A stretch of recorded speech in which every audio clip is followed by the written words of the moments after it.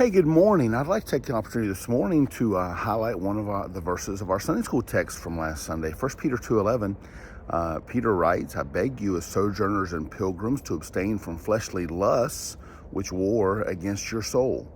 It's a unique relationship that we have with the flesh. We can take several different attitudes toward it. Some believe, well, if I'm saved, what I do in my flesh doesn't matter, and then you end up with professing Christians that live any sort of carnal ways, which is not a good testimony, and it doesn't speak well of the cause of Christ. And it may very well be that people have a false assurance of their salvation, because if the Holy Spirit isn't convicting them about the things that they're doing in the body that are ungodly, then the text indicates that they do not belong to Him. They are none of His. Another angle is to just berate and beat up on the flesh, as if we can punish ourselves in some way to bring some sort of penance or atonement for sin. And we don't have to hate our flesh. We just have to war against our flesh.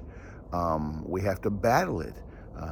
Paul spoke in Romans chapter 7 about the fact that I've got to fight against my body because it wants to do the things that are unholy, and the things that I want to do, I often don't do because of laziness or temptation, and the things then that I want to avoid, those are the things that I find myself doing because of the flesh.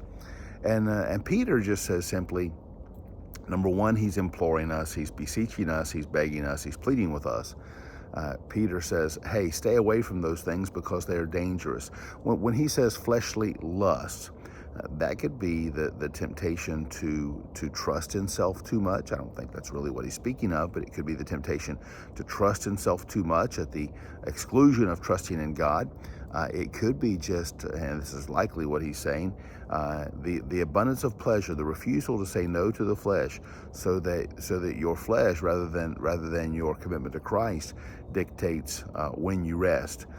Your flesh dictates what you do. Your flesh, and we can pursue the pleasures of the flesh. We can pursue gluttony. We can pursue greed, or even the temptation to trust in flesh too much. But here's the reality. This body is what I have to serve the Lord with. And not just me as a pastor, but you in your vocation, or even your retirement. This is the body you have to serve the Lord with. And so you need to just treat it appropriately as a tool. It's a tool to serve the Lord. It's a tool to get me from point A to point B. It's a tool to use in ministering to my family as long as I can, as long as I'm able.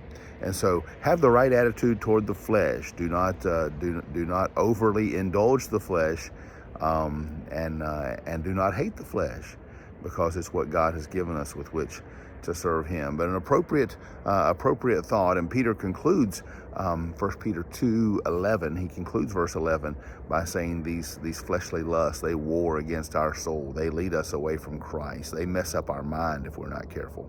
So keep those things in our mind as well. Have a great Tuesday, all for His glory, and God bless you.